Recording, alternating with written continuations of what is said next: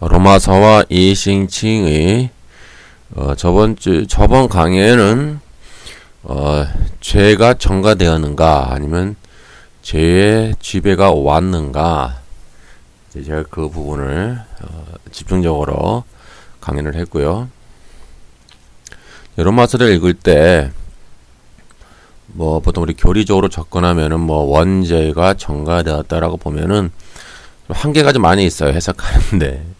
저번에도 강조한 것처럼 피조물들이 그 썩어짐의 종로로 탄 데서 해방되어 하나님의 아들의 영광의 자유에 이르기를 원한다. 이 부분은 원죄의 개념으로는 설명이 안 되거든요.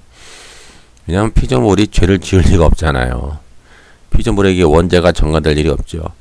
그래서 항상 통치의 개념으로 보는 게 좋아요. 그리고 로마서 전체에 흐르는 맥락도 통치의 개념이에요. 공관복음서의 천국의 개념도 통치의 개념이고, 이 구약, 신구약 다 그 맥락을 흐르는 게 그 핵심 맥락이 통치예요. 하나님의 통치. 그럼 죄는 뭐냐? 쉽게 얘기해서 창세기에 등장하는 아담의 타락이고, 이 세상에는 이제 사탄의 통치가 왔다는 거죠. 그의 결과에 따른 죄와 사망의 지배가 온 거예요. 그것을 해방시키기 위해서 이제 주님이 오신 거죠. 왜냐하면 그 죄의 권능이 너무 강력해서 그 죄의 권능에서 갇힌, 죄의 권능에서 포로로 살고 있는 그런 인간과 피조물을 해방시킬 수 있는 근원적인 그런 힘은 창조주 하나님밖에 없어요. 창조주이신 하나님만 구원을 주실 수 있는 거잖아요. 때문에 그것을 이제 해방시키기 위해서 죄의 권능에서 인간과 모든 피조물을 해방시키기 위해서 주님께서 성자 하나님이죠. 성자 하나님이 이제 십자가의 사건을 통하여 이제 이 세상의 의와 생명의 통치로 우리를 옮겨가는 것, 그것을 구원이라고 그랬죠. 이것이 원래 칭의의 개념이고, 이제 이후에 지금 계속 이후로 자세히 그 개념을 한번 살펴볼게요. 이처럼 항상 이 통치의 개념으로 보면은 이해하기가 쉽습니다. 그리고 이런 법정적, 칭의의 개념도 법정적으로 접근하면은 이 맥락이 잘 안 맞는다고 그랬죠. 야고보서나 로마서나 그 공관복음서에 말하는 그 의의 개념이 잘 안 맞아요.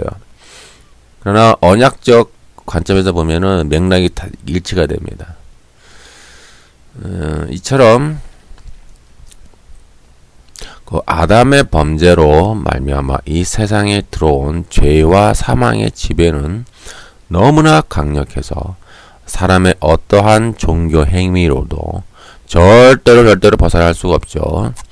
인간의 어떠한 스스로의 노력으로는 그 죄와 죄의 지배, 그 사망의 지배, 그 감옥에서 우리가 빠져나올 수가 없어요. 너무나 강력한 거예요. 그리고 이 세상은 이러한 죄와 사망의 폭력적인 지배 아래 갇혀 있기 때문에 인간뿐만 아니라 저 피조물들도 그 썩어짐의 종로로 탄 데서 해방되어 하나님의 아들들의 그 영광의 자유에 이르기를 원한다고 말하고 있잖아요. 로마서 8장에. 타실감이 기도한대요. 어떻게 보면 좀 억울한 것 같아요. 피조물이. 우리가 뭔 잘못을 저질렀나요, 하나님? 죄를 지은 건 인간인데 왜 우리가 이러한 굴복을 당하는 삶을, 허무한데 굴복하는 삶, 허무한데 굴복당해야 되나요? 이렇게 나오잖아요. 로마서 8장 20절.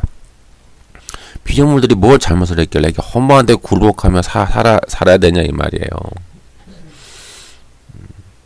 그러니까 원죄의 개념으로는 설명이 안 되는 부분이 너무 많아요.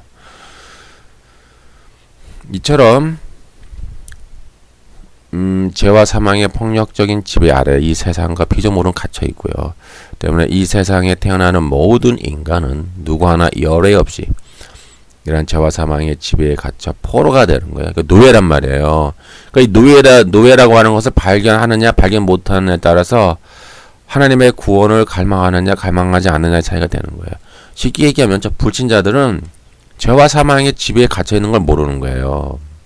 자기가 노예라고 살고 있는 것을 모르는 거죠.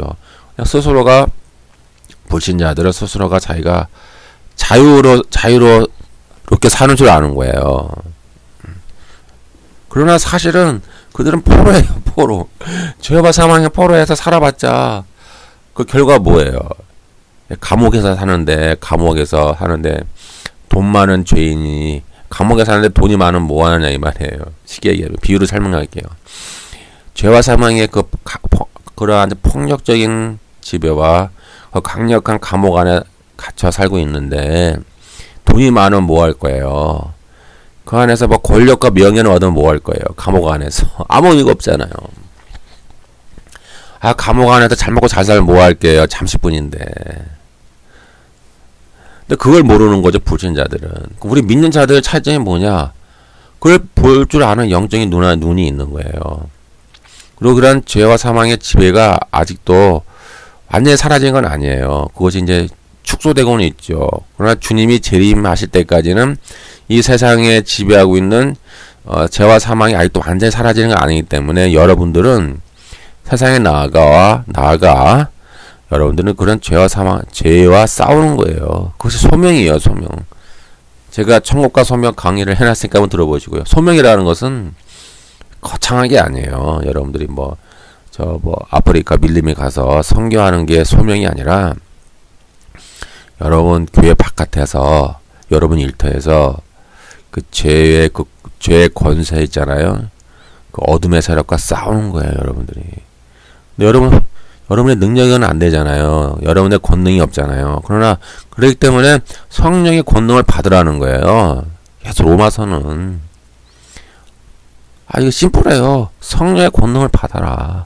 성령의 능력을 따라 행하라. 계속 그걸 강조하는 거예요. 그러니까 로마서의 핵심은요. 이신증의 성령, 성령의 열매, 그리고 교회의 원리가 뭐예요? 이신칭의. 그 교회는 하나님의 성전인데 어떻게 이루어져요? 성령의 은사로 말미암아 도움을 입음으로 연락함으로 하나님의 성전이 지어져 가죠. 그 은사는 도구예요, 도구.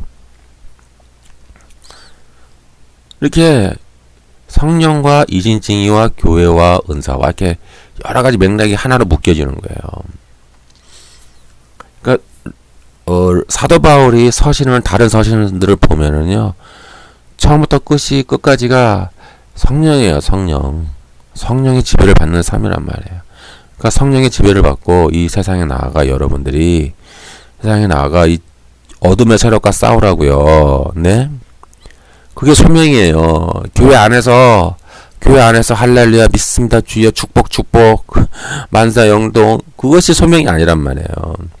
교회 바깥에 나가서 여러분들이 피 터지게 죄와 싸우라 이 말이에요. 성령의 권능은 힘이 있고 그것이 성경의 메시지예요.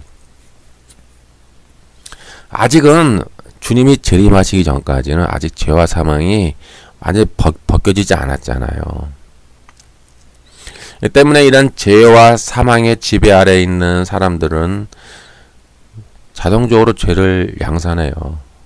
하는 짓마다 죄가 되고 생각하는 것마다 죄가 되고 행동하는 것마다 죄가 되고 자신들이 감옥에 갇혀 있는 것도 모르고 거기서 잘 먹고 잘 사는 게 행복인 줄 아는데 그 결론을 봤더니 멸망과 심판 아닙니까?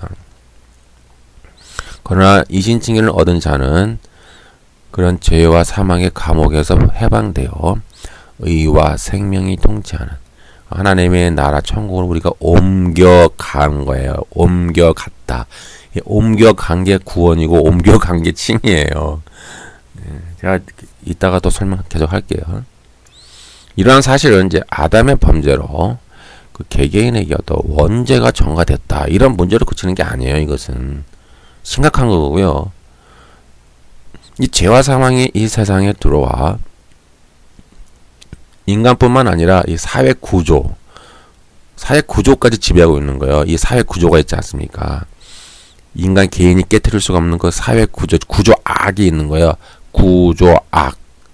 이 구조악에도 영향을 미치는 거예요. 그리고 모든 피조물들까지도 이 악하고 파괴적인 힘으로 지배하는 거예요. 이것이 성경의 흐름이란 말이에요. 여러분들 이걸 잘 간파하세요. 그냥 원죄의 개념이 아니에요. 이것은 그만큼 이 죄와 사망의 통치는 치명적이고 절망적이고 파괴적이죠. 이러한 지배에서 벗어날 수 있는 방법은 그리스도밖에 없는 거예요. 창조주이시니까, 창조주 하나님이신 그리스도이니까는 여러분들이 그 그리스도를 붙잡고 그리스도의 의를 붙잡고 그분을 통하여 우리가 해방될 수 있는 것이죠. 때문에 여러분들이 그 창세기 요한계시록 끝에 22장에 보면은 새하늘과 새 땅이 나오잖아요. 그것은 뭐냐면 구속의 범위가 우주적이라는 증거예요. 왜냐하면 피조물들이 이 새하늘과 새 땅도 이 땅과 하늘도 피조물이잖아요. 이 피조물들이 죄의 통치 아래 있으니까 그래서 새하늘과 새 땅에 나오는 거예요. 즉 구속의 범위가 우주적이다. 그래서 성경에 보면은 주님이 만물을 회복한다라는 그런 관점도 많이 기록되어 있어요. 골로새서 1장 20절에 보면은 엄청난 중요한 말씀이 나와요. 엄청난 게 나와요. 엄청난 거 한번 볼까요? 그의 십자가의 피로 화평을 이루사 만물 곧 땅에 있는 것이나 하늘에 있는 것들이 다 그런 말미암아 자기와 화목되기를 기뻐하심이라. 이 그리스도의 십자가의 구속 사건은 이 죄 아래 갇혀 있는 인간들의 구원만을 위한 것이 아니라요. 그 신음하며 고통하고 있는 허무한데 굴복당해서 고통당하고 있는 그 만물들까지도 영향을 받고 있는 거예요. 그 십자가의 구속의 효력은 만물들에게까지 미치는 거예요. 이것이 아주 중요한 관점. 이걸 놓치면 안 됩니다. 제가 비판하는 이유는 그거예요. 근본주의자들은 십자가의 효력을 그냥 우리가 죽으면 천당가 하는 것으로만 생각하잖아요. 그러나 성경에 봤더니 그게 아니라는 거예요. 만물, 그 땅에 있는 것들이나 하늘에 있는 것들이 다 그런 말미암아 자기와 화목되기를 기뻐하심이라. 이 말은 무슨 말이냐면은 지금 피조물이 죄와 사망 가운데 지금 허무한데 굴복당하여서 썩어짐의 종로로 하면서 그 사탄이 활동하고 있는 그 영역으로 좀 제공이 되고 있는 거예요. 피조물들이 하늘과 땅을 포함해서. 그러니 주님께서 십자가의 피로 화평을 이루시는 거예요. 만물들에까지 효력을 비추는 거예요. 이 십자가 사건은. 그럼 우주적 사건이에요. 다시 말하면 십자가의 사건은 우주적 사건이라는 거예요. 인간의 영혼이 그냥 죄사함 받고 그냥 인간의 영혼이 그냥 천당 가는 것으로만 끝이는 것이 아니라는 거예요. 이 핵심을 잡으셔야 돼요.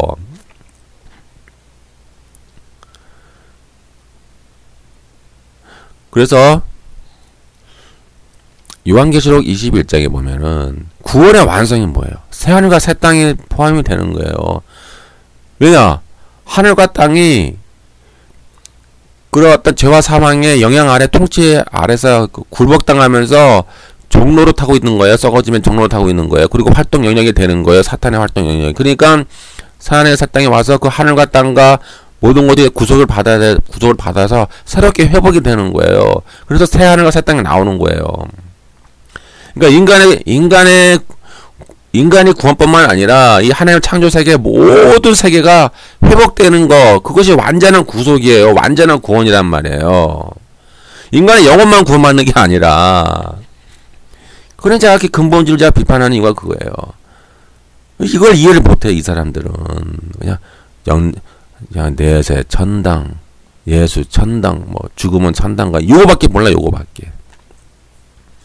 이 세상에 나가서 어떻게 살아야 되는지 소명도 안 가르쳐주고, 십자가의 피의 구속의 효력이 만물들에까지도 영향을 끼친다는 사실도 안 가르쳐주고, 그냥 잘 먹고 잘 살고 그냥 죽으면 짠단가, 그것이 복음이고 그것이 구원인 줄 알아요. 그것만이. 그러니까 구원의 효력을 제한시키는 거예요. 여러분들이 그래서 이사야 11장을 보세요. 이사야 11장. 미래에 완성된 모습에 짐승이 포함되고 있어요. 왜요? 피조물이니까. 인간만 구원의 완성이 아니란 말이에요.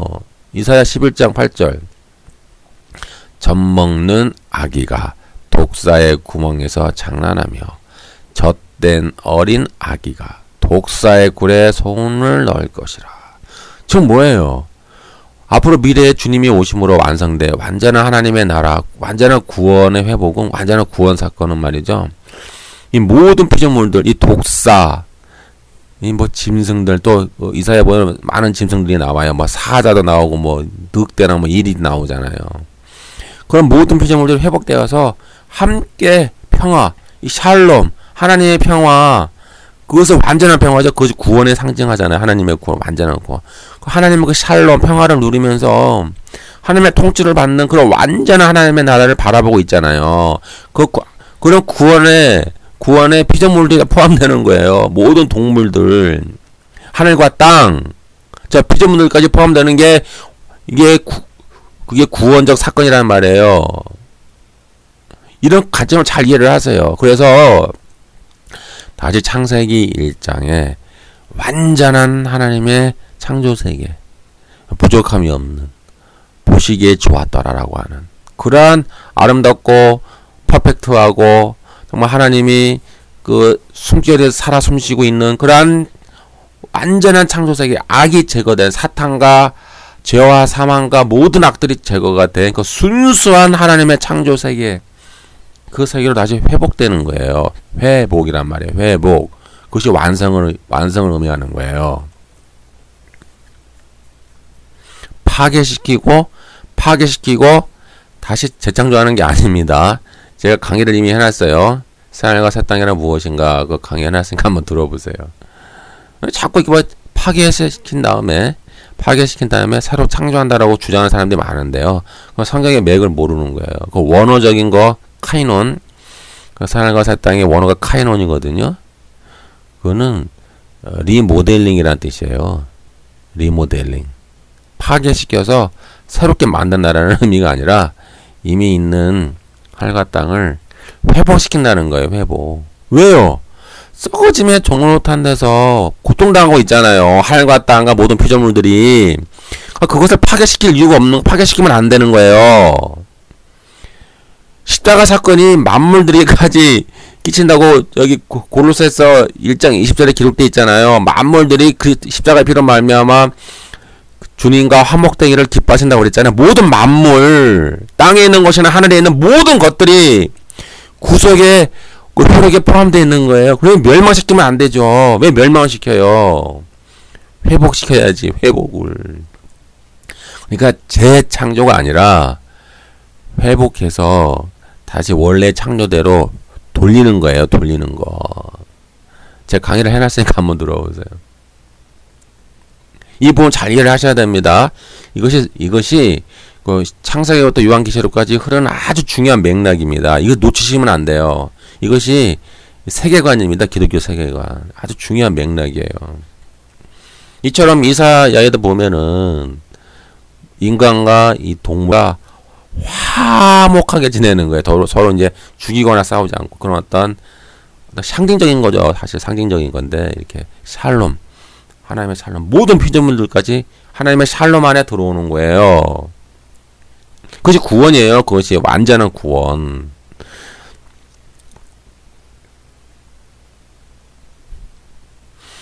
제가 이제 너무 많이 강조했죠. 이 부분을. 여러분들이 로마서 8장 20절 21절 한번 읽어보세요. 그래서 이제 요한계시록 21장 1절 보니까 또 내가 새 하늘과 새 땅을 보니 처음 하늘과 처음 땅이 없어졌고 바다도 다시 있지 않더라. 새 하늘과 새 땅은 지금까지 완전 다른 새로운 세상과 새로운 질서고, 그 창세기 1장으로 다시 완전한 하나님의 그 창조 질서로 회복하는 걸 말해요. 그리고 처음 하늘과 처음 땅과 바다는 이제 사탄이 활동하며 사탄은 하나님을 대적했던 무대죠. 그리고 이들도 이제 썩어짐의 종로로 탄 데서 굴복당하여 어떤 그런 이제 사탄의 지배 아래 있었던 그런 세계예요. 그러니까 피조 세계예요. 처음 하늘과 처음 땅과 바다도. 그래서 그걸 다시 회복하는 거예요. 회복. 그러나 바다는 완전히 사라지고 없죠. 이 바다도 저 눈에 보이는 그런 이제 그런 바다가 아니라 상징적인 의미인데, 사탄의 본거지라고 할까요? 사탄의 본부? 그런 의미가 있어요. 바다는. 그래서 그런 바다는 완전히 없애버렸어요. 바다는 완전히 없애버리고 저 눈에 보이는 바다가 아닙니다. 이거 상징적인 거예요. 그리고 하늘과 땅을 새롭게 회복해서 새 하늘과 새 땅으로 하나님이 이루신 거예요. 여기서 말하는 새라는 의미는 헬라어 카이논이에요. 카이논. 질적으로 완전히 새로운 질서. 이런 이제 창조하는 건데 이것은 회복적인 의미예요. 회복. 이것은 하나님이 창조한 하늘과 땅을 완전히 파괴하여 전혀 다른 새로운 하늘과 땅을 재창조한다는 것이 아니라 하나님이 창조한 하늘과 땅에 뿌리박혀 있는 그 사탄의 잔재들, 그 죄악들을 완전히 솎아내는 거, 제거하는 거예요. 잡초를 뽑는 것처럼 잡초 뽑는 거예요. 쉽게 얘기해서 완전히 솎아내서 하나님이 처음 창조한 원래 하늘과 땅으로 회복한다는 의미죠. 이 회복은 새로움이에요. 리뉴얼. 리뉴얼이나 뭐 리모델링이라고 할까요? 리뉴얼의 개념이죠. 그래서 이것은 사탄과 죄가 들어오기 전에 원래의 그 에덴의 평화, 순수했던 오직 하나님과 아담만이 있었던 그런 완전한 에덴의 샬롬, 완전한 그런 어떤 낙원의 상태, 그런 상태로 이제 회복한다는 의미예요. 그래서 요한계시록 22장에는 그 창세기에 등장했던 생명나무와 생명수 강이 다시 등장하는 거예요. 다시 회복한다는 의미예요. 창세기 1장으로 완전한 에덴의 샬롬으로 회복한다는 의미예요. 여기서 우리가 알아야 될 것은 이신칭의를 우리가 얻었잖아요. 근데 우리 안에 뭐가 있어요? 죄성이 있는 거예요. 이것 놓치시면 안 되죠. 우리가 죄 사함을 받고 죄 용서를 받고 우리가 의롭다 여김을 받았지만 우리 안에 늘 항상 딜레마가 있으니 그것은 죄성은 사라지지 않는 거예요. 그리고 이런 말미암아 이 죄의 권세가 여전히 우리를 노리고 있어요. 때문에 은혜로 말미암아 우리는 이신칭의를 얻은 자들은 죄와 사망의 법에서 통치해서 탈출은 하였으나 여전히 육신의 정욕과 죄의 욕망을 통해 이신칭의 얻은 자를 지배하려고 그래요. 여전히 지배하고 주장하기 위해 시시탄탄 기회를 노리고 있죠. 로마서 6장 12절에서 15절. 그러므로 너희 죄가 너희 죽을 몸을 지배하지 못하게 하여 몸의 사욕에 순종하지 말고 죄가 너희를 주장하지 못하리니 이는 너희가 법 아래 있지 아니하고 은혜 아래 있음이라. 여기 은혜라는 말이 뭐예요? 성령이요. 성령을 말하는 거예요. 하늘의 은혜, 성령의 권능. 그래서 여러분들이 이 성령의 권능을 힘입어, 성령의 능력을 힘입어 죄가 우리의 몸을 지배하지 못하도록 죄를 죽이라는 거예요. 계속. 인간의 힘으로는 안 된다는 거예요. 인간의 의지와 결심과 이성, 뭐 지식? 안 돼요, 안 돼요. 뭐 고행? 고행하는 사람도 있잖아요. 금식하거나 고행하고 자기 몸을 학대하고 어떤 종교적 수련도 안 돼요. 오직 성령을 통한 은혜, 성령의 권능밖에 없어요. 그러니까 우리는 늘 하늘의 그 풍성한 성령의 권능으로 우리가 가득 체험을 받아야 돼요. 그래야 우리가 저 죄의 세력을 죽일 수가 있고 통치할 수 있고 내 안에 있는 그 죄성을 죽일 수가 있는 거예요. 죄와 사망은 치명적인 독재자이며 모든 사람들 위에 왕노릇하며 군림하고 죄와 사망의 열매를 맺게 하죠. 따라서 죄와 사망의 지배를 받는 이 세상에 있었던 과거, 있는, 지금 현재 있는, 또 앞으로 있을 모든 사람들은 죄와 사망의 파괴적인 힘에 정복당하여 범죄를 양산하며 하나님을 거역하고 죄의 욕망을 지속적으로 추구합니다. 이러한 강압적인 죄와 사망의 지배는 모든 사람들의 마음에 죄의 욕망, 육신의 정욕, 안목의 정욕을 만들어 사람을 숙주로 삼고 지배합니다. 그리고 그 마지막은 정죄와 심판과 멸망뿐입니다.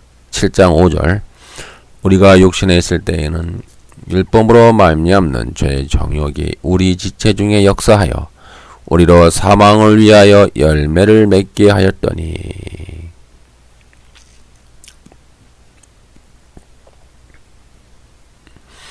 이것은 마치 그 연가시와 비슷한 거예요. 연가시 이제 비유를 들자면 연가시가 어떤 곤충에 들어가서 곤충을 조종하듯이 이 죄와 사망의 지배가 이 세상에 들어와 사람을 숙주로 삼고 사람을 조종하는 거예요. 연가시처럼. 사람은 그걸 모르죠. 내가 죄의 지배를 받는지 모르잖아요. 조종을 당하는지 모르잖아요. 많은 불신자들은. 그냥 잘 먹고 잘 살면은 그것이 행복인 줄 알잖아요. 끝인 줄 알잖아요. 그러나 연가시 안에서 지금 조종당하고 있는 거예요. 비유를 들자면 그렇게 말하는 거예요. 때문에 이 칭의의 개념을 우리가 다시 한번 정립해보면 어떤 법정적 의미로서 이렇게 선언적 의미로 보는 것보다는 어떤 그런 언약적 의미로 보는 것이 좋고요. 또 이렇게 옮겨감, 이렇게 통치의 개념, 칭의를 이렇게 통치의 개념으로 보는 게 로마서를 이해하는 게 좋아요. 그래서 칭의는 이런 죄와 사망의 통치에서 벗어나 의와 생명의 지배로 옮겨가는 것. 그것이 칭의의 개념을 설명할 때 잘 맞아 들어가요. 그러니까 옮겨가는 거예요. 옮겨가는 것.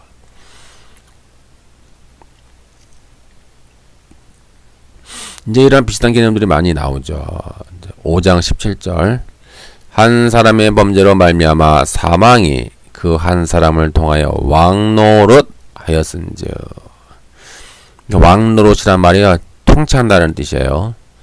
또 은혜와 의의 선물을 넘치게 받는 자들은 한 분 예수 그리스도를 통하여 생명 안에서 왕노릇한다. 그러니까 왕노릇이 두 가지가 있는 거예요. 하나는 죄와 사망의 왕노릇이 있고요.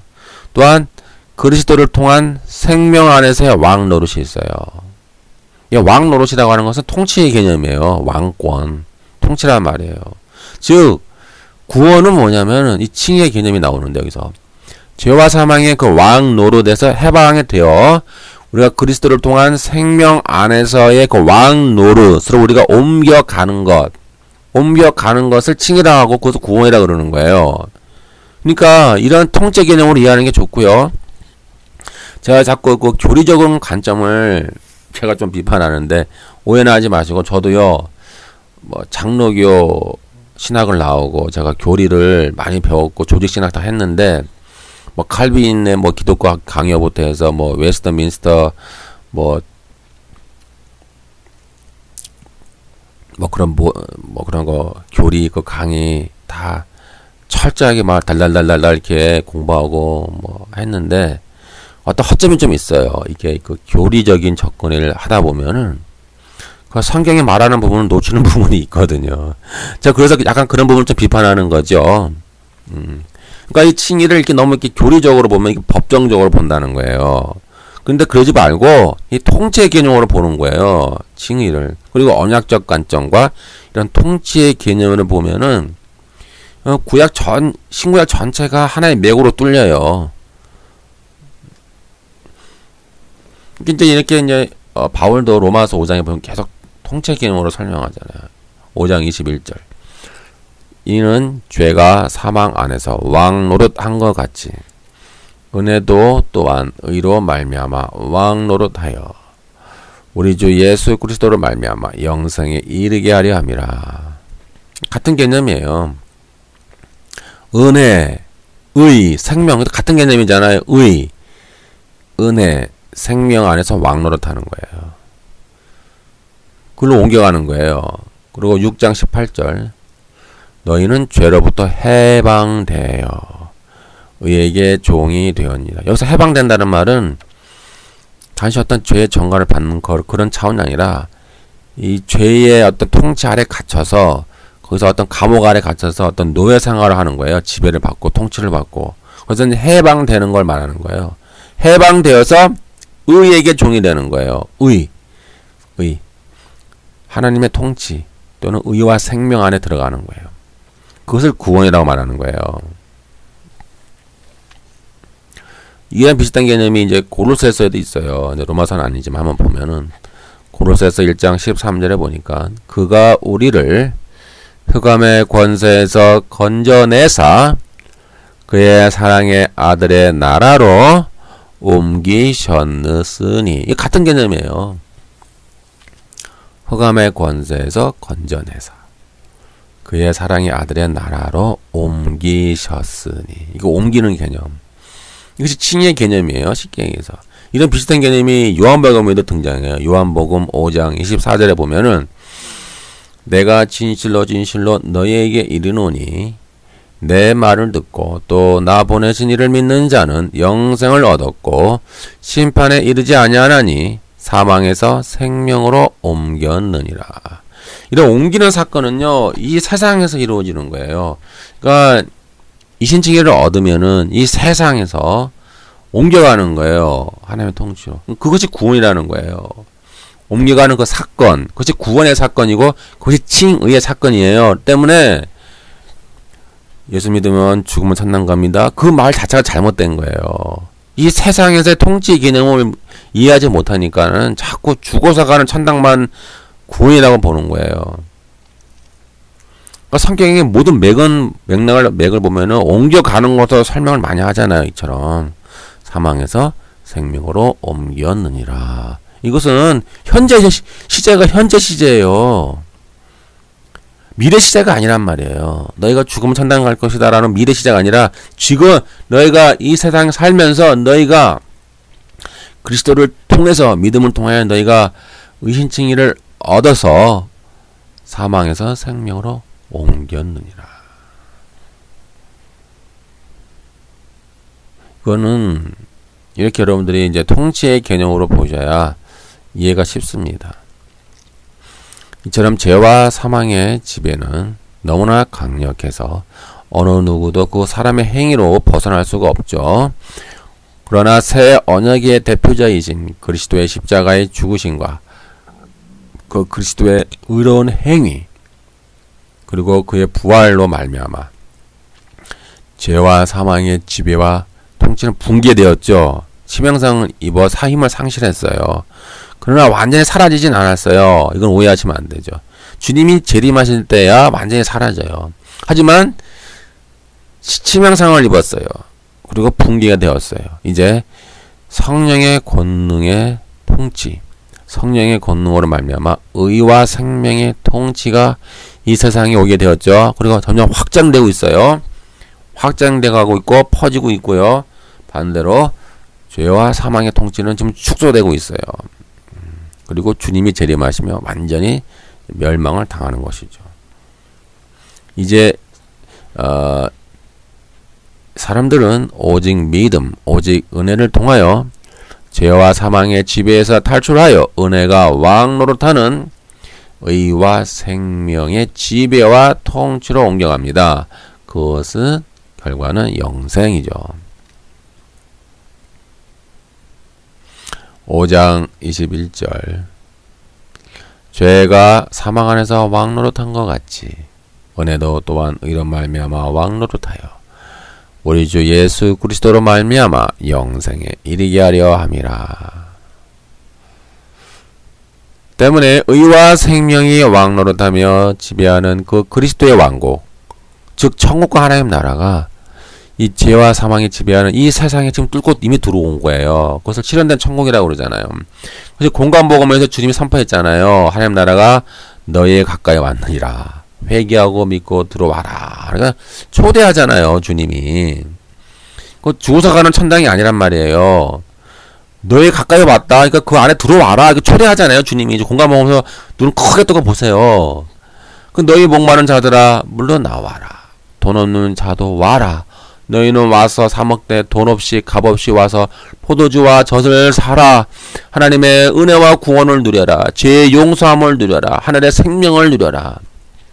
치유를 누려라. 병고침을 누려라. 회복을 누려라. 상처를 치료받아라. 이렇게 주님이 그 천국의 통치 안으로 우리를 초대하는 거예요.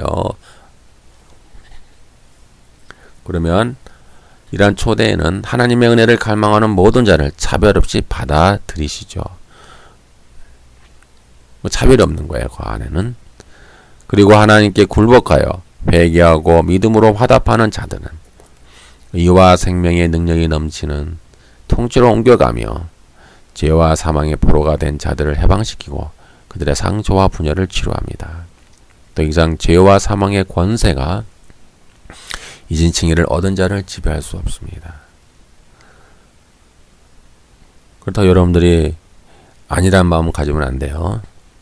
아니란 마음 가졌다가는 지배 당합니다. 아차하는 순간. 여러분들이 항상 성령의 능력으로 무장을 하셔야 돼요. 네.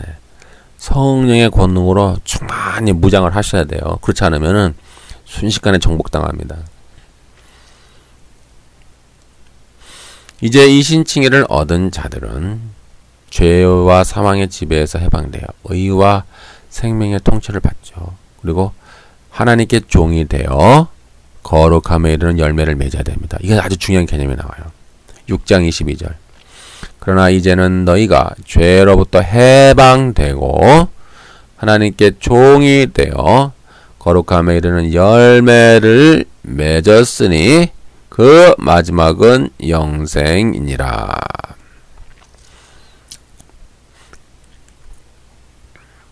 하나님께 우리는 이제 종이 돼야 돼요. 종이 된다라고 하는 말은요, 여러분의 의지와 여러분의 생각을 십자가에 못 박는다는 얘기예요. 오직 하나님의 뜻만을 추구하며 하나님의 뜻만이 여러분의 인생의 목표에 여러분의 인생의 기준과 인생의 목적이 되어야 된다는 거예요. 그것이 종이 된다는 개념이에요. 교회만 왔다 갔다 한다고 종이 되는 게 아니라요. 여러분들 삶 전체가 삶의 목적과 삶의 기준이 하나님의 뜻에 그 포커스를 맞춰야 된다는 얘기죠. 그렇게 하면서 우리가 거룩함에 이르는 열매를 맺어야 됩니다. 열매를 안 맺으면요, 어떻게 될까요? 하나님의 종은 자기의 죄성을 죽이고 철저히 하나님께 순복하는 자입니다. 의와 생명의 지배를 받는 자들은 의와 의의 열매와 거룩함에 이르는 열매를 맺어야 됩니다. 왜냐하면요, 통치를 받으면, 지배를 받으면 열매를 맺히지 않을 수가 없어요. 요한복음에도 있잖아요. 나는 포도나무여 너희는 가지니. 이게 연결되어 있잖아요. 연결되어 있다라는 말은 통치를 받는다는 얘기예요. 그러면 우리가 그 양분을 흡수해서 우리가 열매를 맺히잖아요. 같은 개념이에요.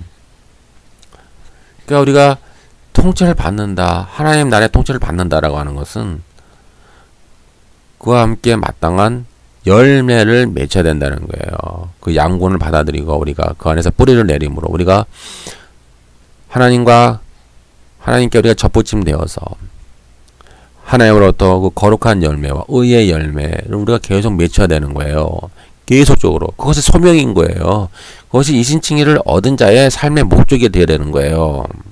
그래야 마지막에 영생을 약속받는 거예요. 이렇게 거룩함의 열매가 없다라면 우리의 영생에는 치명상을 입는 거예요. 그러나 이것을 잘 안 가르치잖아요. 현대교회에 보면은 목사들 이런 설교 잘 합니까? 잘 안 하잖아요. 너희는 거룩함에 이런 열매를 맺어라. 이런 설교 잘 안 하잖아요. 교인들 잘 그렇게 못 배워요. 그러니까 교회 안에서는 믿습니다. 주여 할렐루야 하면 축복 만사 영통 이건 매일같이 기도하고 열심히 하는데 교회 바깥에 나오면은 세상에 나가면은 맨날 거짓말하는 거예요. 사기쳐 먹고 거짓말 치고 똑같이 죄 짓고 부패 커넥션 검은 거래하고 지하 경제하면서 적당히 돈만 많이 벌면 하나님의 축복이야. 교회 한국만 많이 하면 돼. 이따위 식의 신앙관을 갖고 살아간다는 거예요. 그러니 그들의 삶 속에 의의 열매와 거룩함의 열매가 맺히지 않잖아요. 그러니까 열심과 열매는 다른 거예요. 여러분 구별하세요. 교회 나가서 뭐 직분 맡고 기도 열심히 하고 뭐 헌신하고 봉사 많이 하잖아요. 그 열심과 그 열매는 달라요. 차이가 있는 거예요. 열심은 있지만 열매가 없는 경우가 있다는 거예요. 그리고 진정한 신앙은 교회 안뿐만 아니라 교회 바깥에 나가서도 여러분의 거룩성을 세상에 비추는 게 그게 진정한 신앙이에요. 죄와 싸우고요. 이러한 열매 맺는 것이 목적이고 결론이라는 거예요. 성경은. 그래야 그 마지막에 영생을 약속받는다라는 거예요. 그러나 만약에 우리가 죄성의 지배를 받고 죄에 패배하고 우리가 죄에 지속적으로 거하며 열매를 맺히지 못하면은요, 우리의 구원에는 치명상을 입어요. 언약 관계가 깨지는 거예요. 하나님과 언약 관계가 깨지는 거예요. 하나님의 통치에서 우리가 분리가 되는 거예요. 그 뭐예요, 결론은요? 예? 하나님의 통치에서 분리가 되고 언약 관계가 깨지면 그 결과는 뭐예요?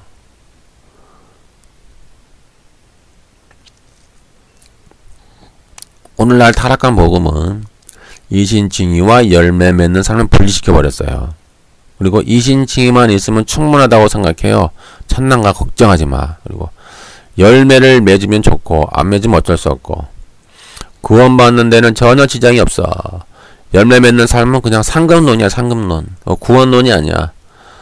이렇게 생각하는 거 아니에요. 성경은 상급론이 아니라 구원론으로 보는 거예요. 열매는 거룩함의 열매, 의의 열매, 선한 열매, 우리가 착한 삶의 열매, 성령을 따라 행하는 이런 모든 성령의 열매, 이런 모든 것들은 구원론이에요. 구원론. 상급론이 아니에요.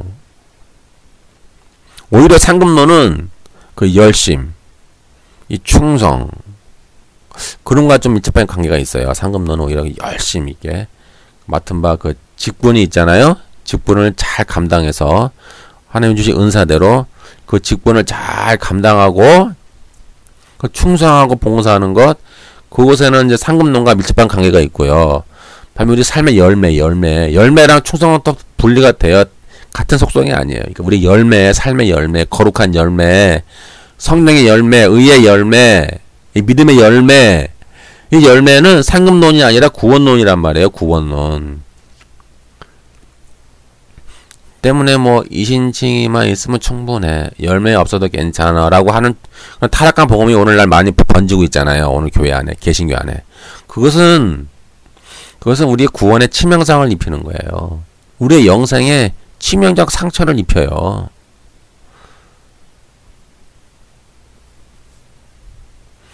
빌립보서 1장 11절에도 비슷한 말씀이 있어요. 비슷한 말씀이. 예수 그리스도로 말미암아 의의 열매가 가득하여 하나님의 영광과 찬송이 되기를 원하노라. 이것이 이신칭의를 얻은 자의 결론이에요. 의의 열매가 가득하여 하나님의 영광과 찬송이 되기를 원하노라. 왜 이것을 왜 교회에서 안 가르치죠? 왜 목사들이 설교를 안 하죠? 그렇게 잘 먹고 잘 살아라, 축복받아라, 만사형통이다, 그딴 것만 가르친다는 거죠. 왜 교인들이 그걸 못 배워가지고 세상에 나가서 거룩하게 못 살잖아요.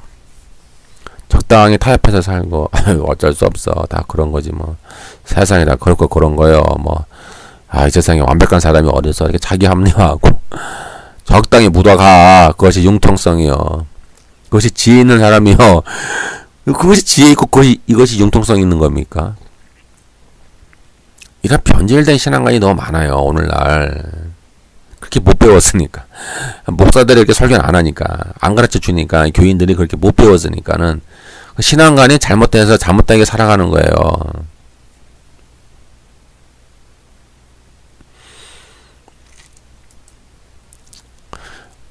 그래서 이런 질문이 많이 있어요.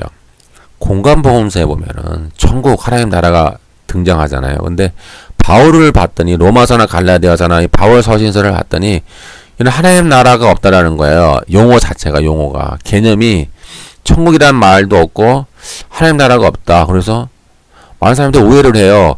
이상하다. 복음서에는 천국 하나님 나라가 있는데 왜 바울의 복음, 바울 서신서에는 왜 천국과 하나님 나라가 없을까?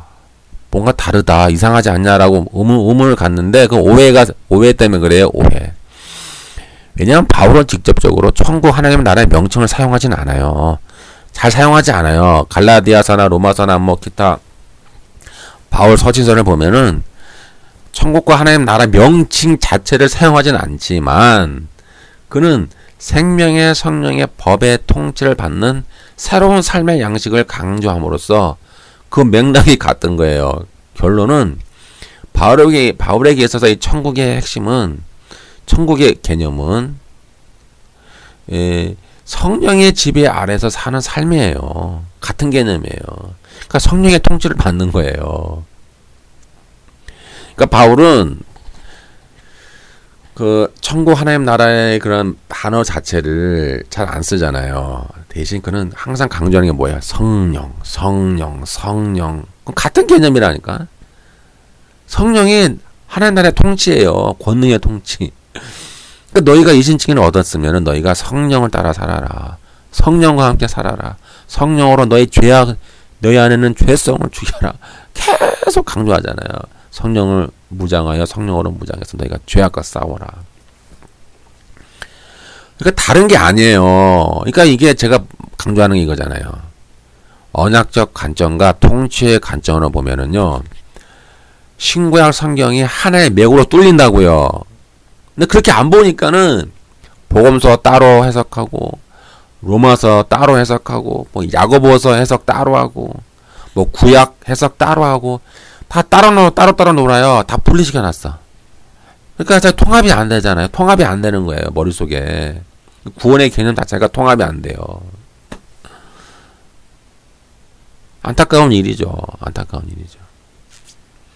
그래서 바울에게 있어서는 이 성령의 통치를 강조해요. 성령이 얼마나 많이 나오는지 몰라요. 성령, 하나님의 영, 성령 계속 나오는 거예요.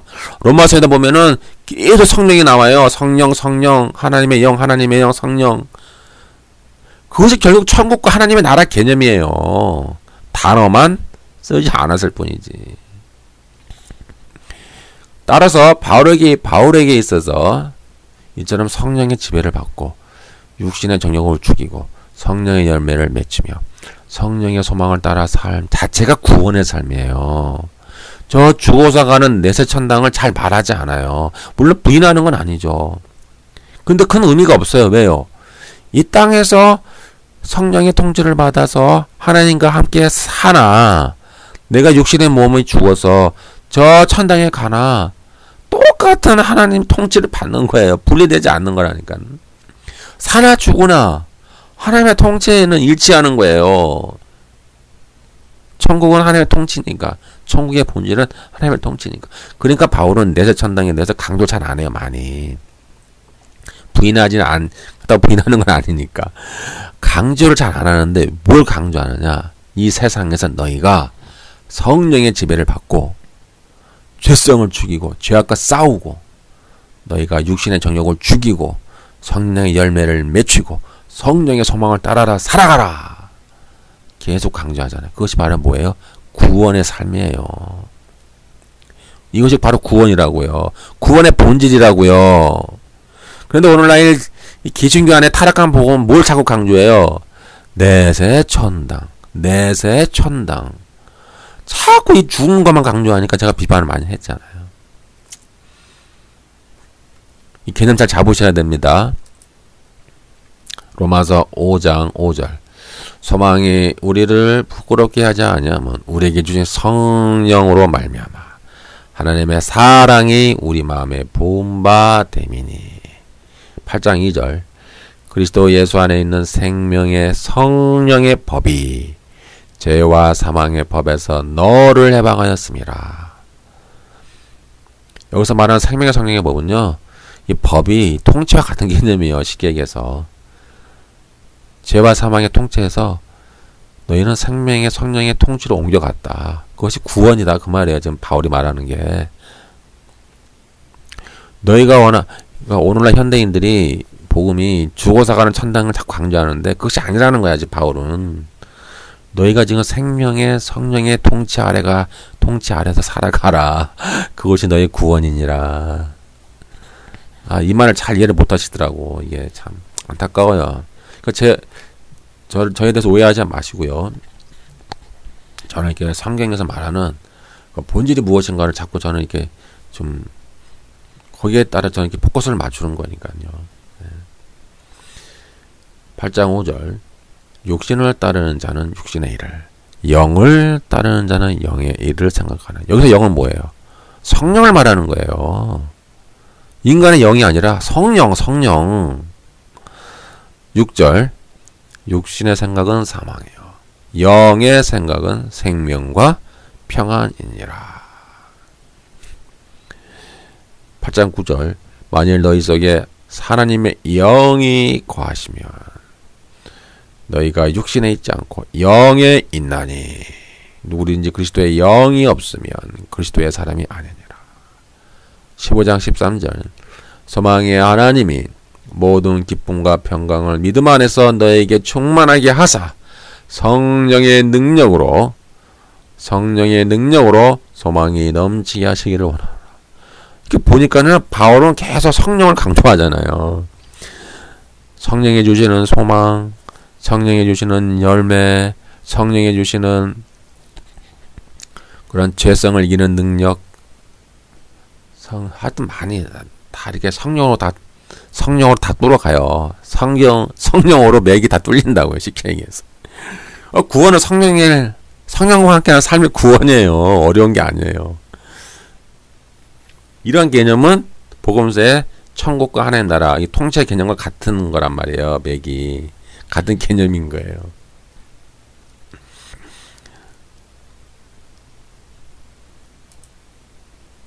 때문에 저는 이렇게 좀 교리적인 접근으로 가는 것을 조금 부정적으로 본다고 말씀드렸죠. 왜냐하면 너무 이렇게 교리적으로 접근하다 보니까 이 하나님의 통치의 개념을 놓쳐버렸어요. 그리고 자꾸 이 천국도 뭐 죽어서 가는 천당으로 자꾸 생각하고 이미 실현된 이 천국이 하나님 통치의 개념을 약화시켰어요. 이 교리적으로 자꾸 접근하다 보면은 이 통치의 개념이 약화가 되어버린다는 거예요. 그 한계가 있어요. 그러니까 교리적인 것을 제가 교리를 많이 배웠어요. 저도 조직신학하고 웨스트민스터 신앙 고백서 다 공부하고 뭐 기독교 강요, 칼빈의 기독교 강요 그거 막 사람들 가르치고 그렇게 했는데 결론은 이 교리적으로 너무 들어가면은 통치의 개념이 약화가 되어버려서 우리가 성경 전체를 읽는데 이 통일적인 맥을 잃어버리게 만들어요. 이렇게 이제 교리적으로만 접근하다 보면은 구원을 어떤 사후세계의 어떤 내세 천당으로 변질시켜 버리고요. 이 세상에 뚫고 들어온 그 의와 생명의 지배를 받아 이 세상에 하나님 나라의 가치와 목적을 실현하는 소명 의식을 약화시켰어요. 그러니까 소명이란 뭐예요? 어려운 게 아니라요. 여러분들이 교회 바깥에 나가서 여러분들이 세상의 죄악과 싸워서 그것을 영적 혁명을 일으키는 거예요. 그래서 그 죄의 지배, 죄와 사망의 지배를 전복하는 거예요. 전복하고 그걸 타도시켜요. 전복시키고 타도시켜서 영적 혁명을 일으켜서 그곳에 하나님 나라를 세우는 거예요. 그것이 소명이에요. 소명. 어렵지 않죠. 근데 이걸 혼자 하기는 어려운 부분도 있으니까는 왜냐면 구조악이 있으니까. 구조악을 대항하기 위해서는 또 믿는 자들이 연합을 해서 영적 혁명을 일으킬 필요가 있어요.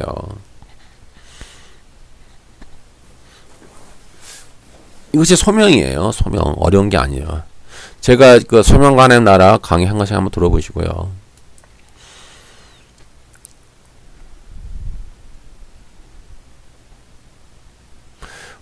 주님은 공간복음서에서 그렇게 외치던 천국 하나님 나라 핵심은 하나님의 통치죠.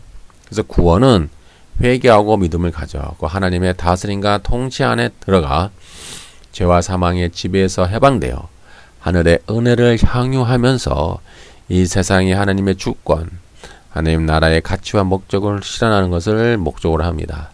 주님은 죄와 사망 그리고 사탄의 세력을 결박하였고 믿는 자들에게 은혜, 신유, 기적을 베풀어 하나님 나라가 성령의 권능을 통해 능력으로 이 세상에 임하여 우리들 가운데에 거함을 증거하셨습니다. 따라서 구원은 이러한 성령의 능력을 힘입고 이 세상에서 성령의 권능으로 이 죄악을 정복하며 성령을 쫓아 행하여 성령의 열매를 맺히며 성령과 함께 살아가는 것을 말하며 또 성령을 통해 주시는 그 소망을 따라 우리의 삶의 목적과 기준을 정하는 것이에요. 이러한 구원의 개념은 하나님의 통치를 받는 데 있는 거죠. 이 세상에서 하나님의 통치를 받는 자는 이 저 세상의 죽음들 하나님과 분리되지가 않아요. 왜냐하면 저 세상의 천국도 하나님의 통치이기 때문에 그렇습니다. 때문에 하나님의 통치를 받으면 열매를 양산해야 됩니다. 통치를 받는다라는 것은 열매를 맺는다라고 하는 그런 결과를 만들어내기 때문이죠. 만약에 우리가 열매를 맺지 않는다면 그것은 하나님의 통치를 받지 않는 것과 같습니다. 즉 교회만 왔다 갔다 교회 생활만 열심히 하지 하나님의 통치를 받지 않으면 우리가 열매를 맺지 못할 수가 있다. 때문에 우리가 열매를 맺지 못하면 우리의 구원론에 치명상을 입고요. 우리의 영상에 치명상을 입습니다. 때문에 천국에 들어가지 못하죠. 열매를 맺힌다고 하는 것은 우리가 언약적 의무에 충실하여 하나님과의 언약 관계를 깨트리지 않는 것에 있는 거예요. 마태복음 7장 19절 21절 아름다운 열매를 맺지 아니하는 나무마다 찍혀 불에 던져지느니라. 나더러 주여 주여 하는 자마다 다 천국에 들어갈 것이 아니요 다만 하늘에 계신 내 아버지의 뜻대로 행하는 자라야 들어가리라. 행위구원이 아닙니다. 이거 율법주의가 아닙니다. 언약관계로 해석해야 됩니다. 제가 그래서 언약관계를 강조하는 게 여러분들이 이런 구절을 읽으면 이해가 잘 안 가잖아요. 이신칭인데 이거 뭐야? 행위구원 아니야? 아니에요. 언약적 관계를 언약적 관점으로 보시면 이해가 돼요. 우리가 언약 관계에 충실해야 열매를 맺힐 수 있고 열매를 맺혀야 우리의 구원에 상처를 받지 않아요. 치명상을 입지 않는단 말이에요. 그래서 주님이 이런 말씀 하시는 거예요. 계속 공간보험사 보면 이런 구절이 많잖아요. 너의 의가 서기관과 바리새인보다 낫지 아니하면 결단코 천국에 들어가지 못하리라. 이런 말씀도 있고 또 야고보서에 보면은 너희가 행함으로 의롭다함을 얻느니라. 이렇게 이런 말씀도 있고 하여튼 이것이 따로따로 노는 따로 국밥이 아니에요. 언약의 관점, 통치의 관점으로 보면은요 하나예요. 하나. 복음서나 로마서나 갈라디아서나 야고보서나 모든 신구약 성경이요 하나로 뚫린다고요. 예. 이렇게 잘 이해하시길 바랍니다.